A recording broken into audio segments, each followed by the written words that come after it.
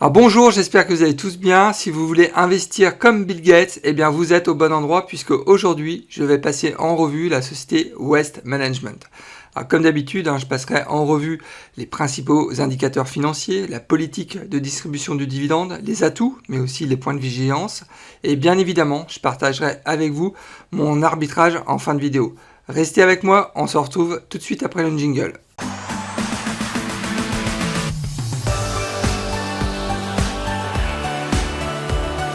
Alors pour ceux qui ne me connaissent pas encore, je me présente, Nicolas de la chaîne Mister Dividende. Mon objectif financier est de construire un revenu passif stable et sécurisé. Je partage avec vous et en toute transparence mes analyses financières. Je publie en règle générale 2 à 3 vidéos par semaine, donc faut pas hésiter, inscrivez-vous, c'est entièrement gratuit. Je rappelle que mes épisodes sont disponibles en podcast et vous pouvez aussi rejoindre la communauté sur Discord. J'ai laissé le lien dans la description de la vidéo. Avant de démarrer, n'oubliez pas de liker la vidéo, c'est toujours très important pour soutenir la chaîne. Je vous rappelle aussi que je ne suis pas un conseiller financier, il est important de faire ses propres recherches avant d'investir sur les marchés. Ne foncez pas tête baissée sans savoir dans quoi vous investissez.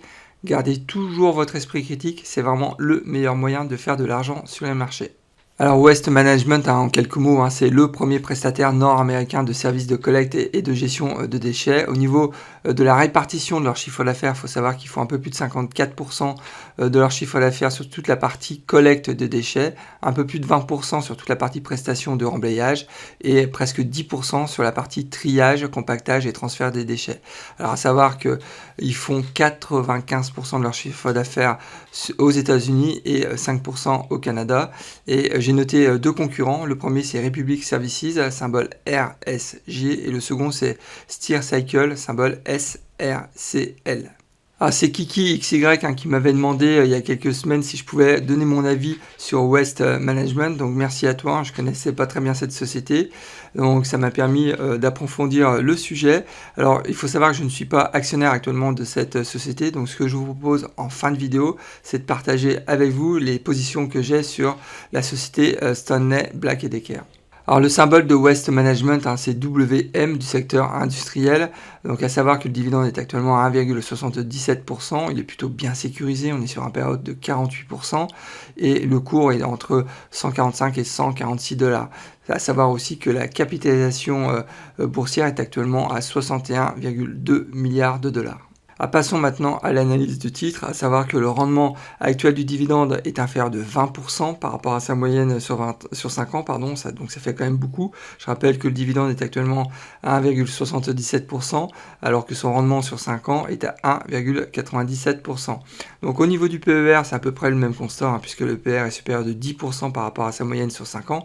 Je rappelle que le PER de West Management est quand même à 27,5, alors que sa moyenne sur 5 ans est à 25,1.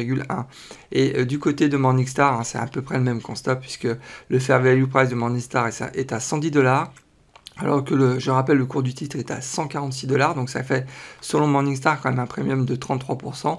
Bon, vous aurez compris que le prix actuellement est quand même surévalué par le marché, donc c'est la raison pour laquelle, moi je pense qu'il faut se montrer patient avant d'investir en tous les cas sur cette société. Alors regardons maintenant le retour sur investissement de West Management, à savoir que sur les 12 derniers mois de l'année, le rendement de West Management a été de 31%, donc supérieur au S&P 500, puisque sur la même période, le S&P 500 a eu un rendement de 17%. Donc sur 10 ans, c'est à peu près le même constat, puisque West Management surperforme le S&P 500, donc c'est vraiment une belle performance. Donc le rendement a été dividende intégré, je rappelle, donc de 325% sur 10 ans, alors que le S&P 500 a eu une croissance de 301%. Donc il faut savoir que jusqu'à présent, il n'y a jamais eu de split du titre chez West Management. Et le point positif aussi, c'est le programme de rachat d'actions qui est régulier maintenant depuis 10 ans, puisque le nombre de titres en circulation a baissé de 10% en 10 ans. Donc c'est plutôt positif pour soutenir bien évidemment le cours du titre. Passons maintenant à la politique de distribution du dividende de West Management, à savoir que ça fait 21 ans maintenant qu'ils versent un dividende sans aucune réduction, ça fait 17 ans qu'ils versent un dividende croissant. Donc en fait, ils ont commencé à verser un dividende croissant, on le voit sur la courbe à partir de 2004. Alors si on prend Donc la croissance annuelle du dividende sur les 20 dernières années, elle a été un peu tronquée, puisque l'augmentation elle a quand même été très très importante entre 2003 et 2004. Mais bon, admettons que la croissance donc elle a été quand même de 31%, donc faut quand même le dire.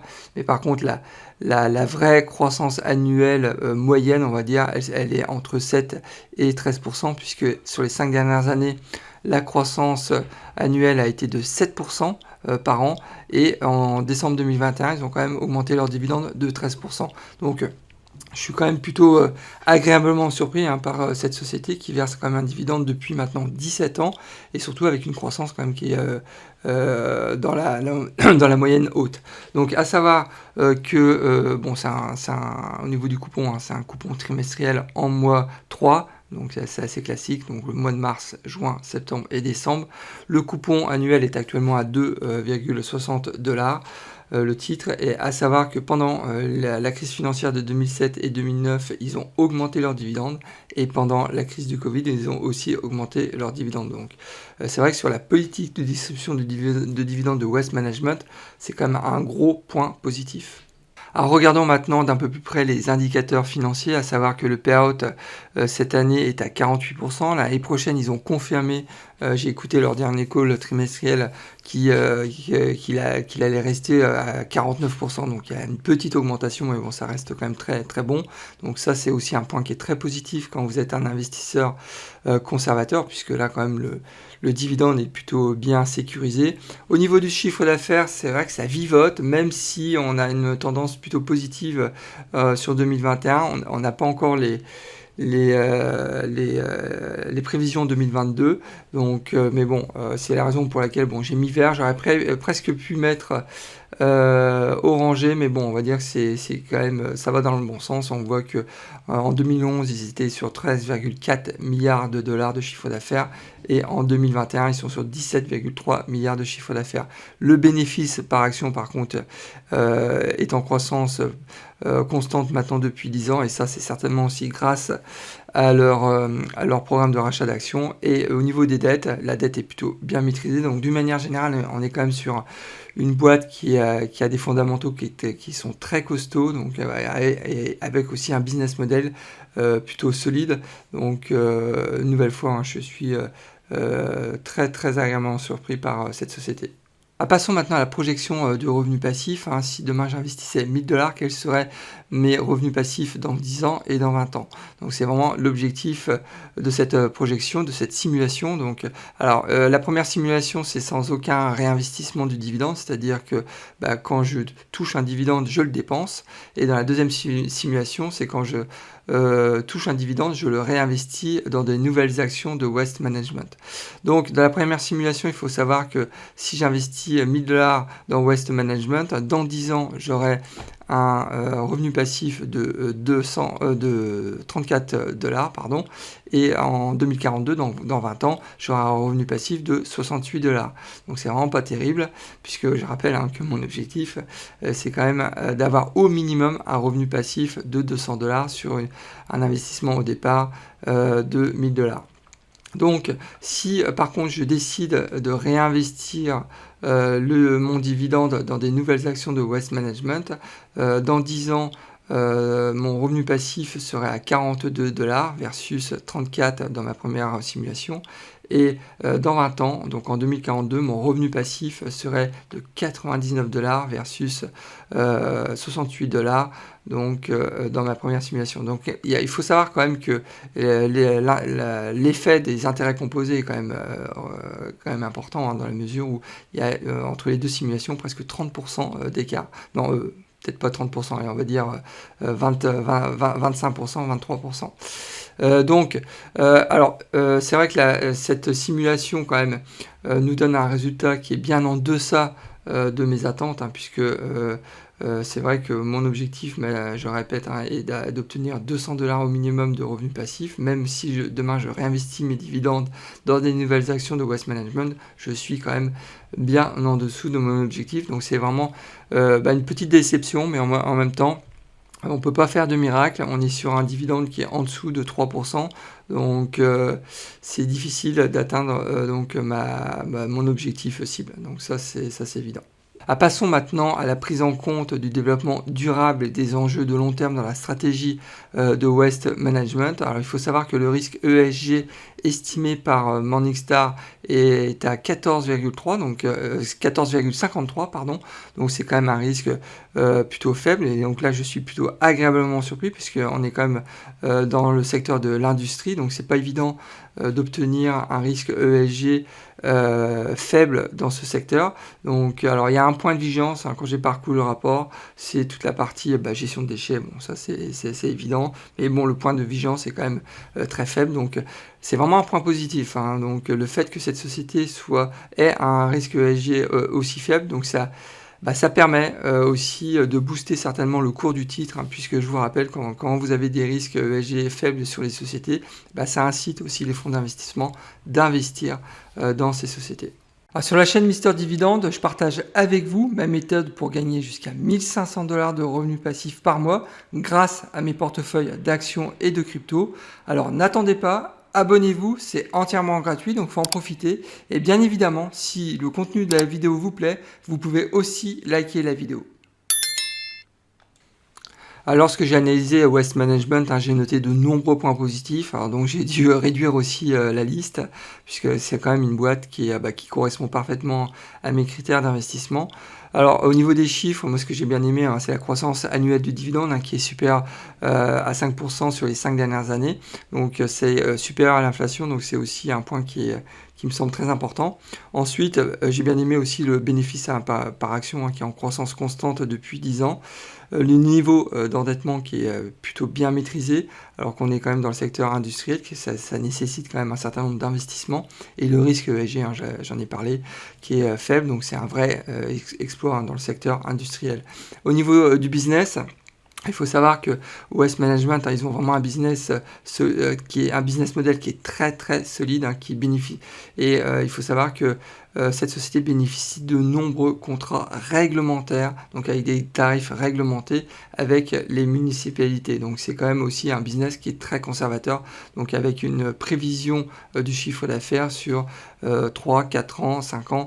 Donc ça c'est aussi un point qui est très intéressant pour les investisseurs. Ensuite, il faut savoir que Waste Management a une stratégie en fait de croissance externe, donc ils achètent beaucoup de sociétés pour se développer, donc ce qui permet aussi de réaliser des synergies industrielles très intéressantes. Et enfin, le management aussi a réussi grâce à ces synergies à rationaliser en fait les coûts opérationnels de l'entreprise, donc ce qui améliore aussi sa compétitivité. Donc c'est vraiment un point aussi qui est essentiel dans la stratégie de Waste Management et dans son développement. Passons maintenant au point de vigilance de Waste Management. Alors, il faut savoir que ce que j'ai pas aimé au niveau des chiffres, c'est forcément le rendement du dividende qui est inférieur à 2%. Donc c'est quand même un rendement qui est très faible. Et le corollaire de tout ça, c'est la projection du revenu passif qui est aussi beaucoup trop faible, dans la mesure où même si vous investissez vos dividendes dans des nouvelles actions Waste Management, vous êtes sur un revenu passif dans 20 ans inférieur à 200 $, alors qu'au départ, donc la simulation montrait donc un investissement au départ, je rappelle, de 1 000 $. Donc ouais, quand vous êtes un investisseur qui cherche le rendement, ou même ceux qui sont proches de la retraite ou à la retraite, c'est compliqué quand même d'investir dans ce type de boîte qui offre au final un rendement qui est quand même très faible. Alors sinon, au niveau du business, il faut savoir que Waste Management a quand même beaucoup de difficultés actuellement à trouver des nouvelles acquisitions pour se développer. Ils l'ont confirmé dans leur rapport annuel. Il faut savoir aussi que les coûts d'exploitation du segment recyclage augmentent beaucoup en ce moment en raison des normes réglementaires. On voit aussi le même phénomène en Europe, donc avec Veolia aussi qui a beaucoup de difficultés à ce niveau-là. Donc, et c'est forcément un risque sur la profitabilité à moyen terme. Donc il faut savoir aussi qu'il y a une pression grandissante des municipalités, je vais y arriver, pour réduire le coût de la gestion des déchets qui devient de plus en plus importante dans le budget des municipalités. On a aussi exactement le même phénomène en Europe et surtout en France. Pour conclure cette analyse, je considère que le prix actuellement de Waste Management n'est pas suffisamment attractif pour se positionner sur cette société. Par contre, il y a un vrai potentiel au niveau du rendement du titre, puisqu'on l'a vu, Waste Management surperforme le S&P 500 aussi bien sur 1 an mais aussi sur 10 ans. Donc c'est une vraie performance pour une société du secteur industriel. Donc à savoir aussi que le dividende est quand même plutôt bien sécurisé, on l'a vu. Par contre la projection du revenu passif, hein, c'est le gros bémol de cette analyse à mon sens. Il est beaucoup trop bas donc pour un investisseur comme moi par exemple, ou un investisseur qui est proche de la retraite ou à la retraite. Passons maintenant au profil d'investisseur. Wealth Management est clairement un titre qui peut intéresser donc les investisseurs qui sont orientés sur la croissance ou les investisseurs aussi qui sont conservateurs. Par contre, les investisseurs qui sont proches de la retraite ou à la retraite, vous pouvez passer vos tours puisque le rendement du dividende n'est pas suffisamment attractif. Et les investisseurs spéculatifs, je pense que vous pouvez aussi passer votre tour puisque Wealth Management ne propose pas une croissance du titre suffisamment importante pour les spéculateurs. Passons maintenant aux super investisseurs. Comme je le disais en introduction, il faut savoir que le fonds d'investissement de Bill et Melinda Gates ont investi de manière très importante et depuis maintenant quelques années dans Wealth Management. Il faut savoir que Wealth Management représente quand même 12% de leur portefeuille, donc c'est vraiment énorme. Ils ont actuellement un peu plus de 18 millions de titres, donc c'est colossal. Donc à savoir aussi que le fonds Jensen Investment a aussi investi à hauteur de 2% dans Wealth Management, mais ils ont réduit leur position de 6% lors du dernier trimestre, donc 2021. Passons maintenant à mon arbitrage. J'ai décidé de passer mon tour, donc non pas que cette société ne soit pas intéressante, puisqu'elle présente quand même des atouts qui sont vraiment solides, donc on l'a vu. Mais par contre, il y a tellement de sociétés dans lesquelles j'aimerais investir avant Wealth Management qu'il y a un moment, je ne peux pas investir partout. Donc à savoir que si demain j'investissais, moi je mettrais une alerte prix à $110, ce qui correspond de mémoire au fair value price de Morningstar. Donc une nouvelle fois, je pense qu'il faut attendre une correction du titre avant de pouvoir se positionner. Je prendrai certainement une exposition autour de 3% et pas plus, donc par tranche de $500. Donc, et bien évidemment, je passerai par mon broker Interactive Broker. Comme prévu et en toute transparence, je partage avec vous les positions que j'ai sur Stanley Black & Decker, qui est une société aussi du secteur industriel, vraiment une belle boîte aussi que je vous invite aussi à regarder de plus près. Donc à savoir qu'actuellement j'ai 8 titres, donc pour une valeur marché de $1509. Donc j'ai déjà reçu $36 de revenus passifs de cette société. Ma projection de revenus passifs sur les 12 prochains mois est estimée à $12. À savoir aussi que j'ai déjà fait une belle plus-value puisque j'avais acheté cette société en plein marasme Covid, donc ma plus-value latente est déjà à 41%, donc ce qui représente $452. Eh bien écoutez, nous arrivons déjà à la fin de cet épisode. Alors j'espère que cette nouvelle analyse de Wealth Management vous a plu, que ça vous a donné quelques idées, quelques pistes pour investir à l'avenir. Mais une nouvelle fois, c'est important aussi de faire ses propres recherches, je ne cesse de le répéter. Alors bien évidemment, si le contenu vous a plu, n'oubliez pas de liker ma vidéo, c'est toujours très important pour soutenir ma chaîne et aussi m'encourager à continuer ce type de contenu. Et si vous n'êtes pas encore inscrit à ma chaîne, il ne faut pas hésiter, inscrivez-vous, c'est entièrement gratuit.